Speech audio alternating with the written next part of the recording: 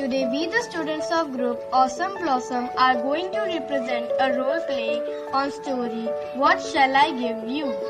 The characters of our story are D.K. Bhakti as king, Manvi as queen, Vaibhavi as Princess Olive, Ishita as fairy, D.K. Stuti as narrator and I, Anshita as representative. Hope you will enjoy. Once upon a time, in a beautiful kingdom, there lived a king, a queen, and their little princess Olive. They loved her to no ends. They loved her so much that they gave her everything she ever asked. Thus, her first words were, "Give me." She was so used to getting her way that once she grew up, if anyone ever asked her for a favor, she would immediately ask them, "What will I get in return?" For the years, her parents gave her everything they could. They dressed very shabbily, as Princess Olive had taken even their clothes. The entire kingdom is now mine. Is there anything that isn't? Oh, where did the needle fall? Oh, Olive, thank goodness you are here. Can you please come and help me? Help you? Yes, you see there, I have lost my sewing needle. It seems to be had rolled somewhere. I'll definitely help you. Such a sweet girl. Only if you will give me something in return. The queen was taken aback. But my dear, all my possessions are now yours, all except this worn out dress that I am wearing.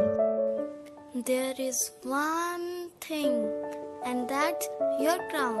What? But this crown is of a queen. You aren't a queen yet. Ha ha ha, that's funny coming from you. You're not even dressed like a queen, and you possess nothing. Well, I... The queen was completely ashamed of herself and wearily handed over the crown. Yes, oh, and the needles next to the vase. You'll find it easily if you look carefully. Out she went back to her room to look at herself in the mirror. The crown was a little too big for her. Well, it will fit me in a few more years. Now there's one more left. Ha ha ha. She went to her father's room and found him feeling around the air. The poor old king's glass had fallen and he was good as blind without them. Father. Oh, dear Olive, would you help your old father to find his glasses? Well, I could. But what will you give me in return, dear father? In return, you own my entire kingdom. The only thing is left is my crown. But I know you couldn't possibly want that. But I do. What? But it's a king's crown. Oh, what use is it to you? Who ever heard of a king who doesn't even have a kingdom? Poor king was so hurt and ashamed that he sadly gave his crown to his daughter. The crown is now mine. Ha ha ha. Now I own everything of this place. Since I have the king's crown, I get to order you. I banish you and your queen. Olive, are you serious? Oh, but I am. Since I own this kingdom, I make the rules. The king and queen were so hurt by everything that they left the place and sadly walked out of the kingdom. In her room, Princess Olive was trying on the crown, but it slid down her face and onto her shoulders. Oh, this is too big for me. Let's take it off. Oh, what? But she couldn't remove the crown. It was now stuck. Oh no, what do I do now? There was no one in the palace as she had thrown out all the cooks and servants when they had told her off for her spoiled behavior. She went around screaming and banging into the pot and completely made a mess. Help! Help me! At that moment, an old lady suddenly came walking up to Olive. Oh, get this crown off me! Stop! Stop that awful noise. Who are you? Get this crown off me! Oh, and what will you give me in return? What? My mother's good dress? I don't want that. All my mother's new dresses and jewelry. Why is it your mother's and not your own? Okay, take everything off me. But I don't want that either. By now, Olive was really tired and scared. Please, take anything you want. Just get this thing off me. Anything? Then how about the whole kingdom? I would really like that. What? But then I'll have nothing left. Oh, how sad. Just how you got your pet. Hearing this, Olive felt a slight pinch in her heart. What if I don't agree? Well, then I won't help you. You can roam around forever with that crown on your head. You won't be able to see, eat, or even sleep peacefully. You also won't be able. Stop. Please stop. Fine.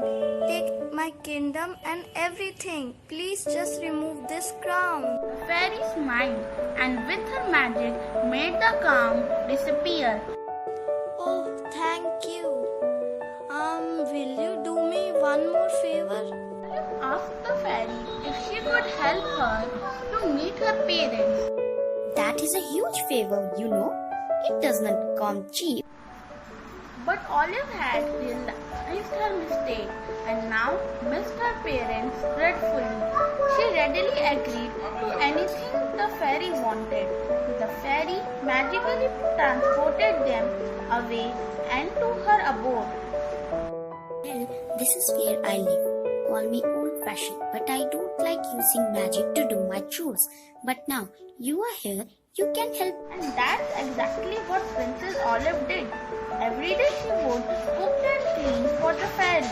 She became excellent at her work and soon turned to be very caring and sweet. Olive, what are you doing? Here slacking off? Oh no, I wasn't slacking off. I was just knitting this sweater for my father. And is that for your mother? Yes, it is. Fairy smiled warmly as she saw that Olive had finally changed. I guess it's time you went to them. You will find them living in an old cottage a little away from here. Just follow the mud trail and only that. Olive was ecstatic but baffled about the mud road. She gathered her presents and hurried out. How strange. What other road do I follow besides the mud road? Walked for quite some time until the road split into two. The other road was made of silver and ruby, and further down the path she could see trees of gold. How beautiful! But nothing can compare to my parents' love for me. This is if they still love me now. She followed the mud road and soon reached a shabby little cottage. She looked at it and felt terrible. When she entered it, she felt even worse. How could I have done this to my parents? I have to make amends fast. And so she got to cooking a nice warm meal for when they returned. She had learned well from the fairy, and just when she was done preparing everything, she heard the door opening. Just in time. And as her parents entered the room, they started at her in such disbelief. Oh Alice, sweetheart, we always love you, no matter what. My sweet Olive, we will always love you. Let's go home. I promise to be much nicer. Oh, dear Olive, you already are. Soon returned to the palace, and once Olive had returned the crowns, the king and queen brought back all the helpers who had left.